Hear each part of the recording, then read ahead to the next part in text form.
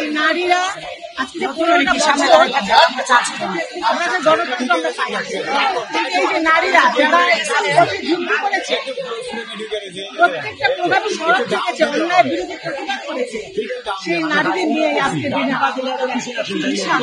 গণতন্ত্রটা আমরা এখনো ফিরে পাইনি, গণতন্ত্রটা আমরা ফিরে পেতে পাই। সেই লড়াইয়ে এই নারীরা একটি স্ফুলিঙ্গ হয়ে থাকবে ইনশাআল্লাহ, যাতে নারীরা দেশের আলো হয়ে প্রস্ফুটিত হয়ে উঠতে পারে। আমাদের নেত্রী দেশনেত্রী বেগম খালেদা জিয়া আপনারা জানেন যে নারীদের জন্য তিনি কাজ করেছেন। আমার শহীদ প্রেসিডেন্ট জিয়াউর রহমান তিনি নারীদেরকে প্রত্যেকটা সেক্টরে অন্তর্ভুক্ত করেছেন, প্রাতিষ্ঠানিক ক্ষেত্রে, অর্থনৈতিক ক্ষেত্রে, দেশের রাজনৈতিক প্রত্যেকটা জায়গায় তিনি স্বনির্ভর করেছেন।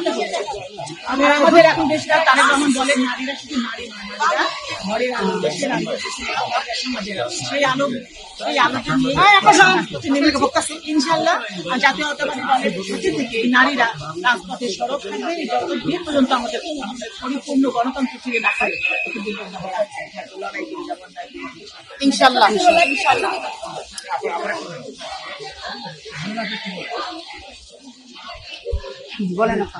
জাতীয় সংসদ নির্বাচন আমাদের আমাদের মহিলা দলের সভানেত্রী বলেছেন, খুব সুন্দর করে বলেছেন। আজকে আমরা কি কারণে এখানে এসেছি আপনারা জানেন, আমাদের জাতীয়তাবাদী মহিলা দলের 47তম প্রতিষ্ঠাবার্ষিকী। 47তম প্রতিষ্ঠাবার্ষিকী, প্রত্যেকটা প্রতিষ্ঠাবার্ষিকী অত্যন্ত গুরুত্বপূর্ণ। তবে এবারের প্রতিষ্ঠাবার্ষিকী অন্যান্য প্রতিষ্ঠাবার্ষিকীর চাইতে অনেক বেশি গুরুত্বপূর্ণ, কারণ দীর্ঘ 17 বছর জাতীয়তাবাদী মহিলা দল জাতীয়তাবাদী দলের সাথে আন্দোলন করেছে, সংগ্রাম করেছে। এবং আপনারা জানেন অন্তর্বর্তীকালীন সরকার এবং নির্বাচন কমিশনার ইতিমধ্যেই জাতীয় সংসদ নির্বাচনের রোডম্যাপ ঘোষণা করেছে। এখন আমরা জাতীয়তাবাদী মহিলা দল সরাসরি নারী আসন আমরা বেশি চাই, এটাই হচ্ছে আমাদের বক্তব্য।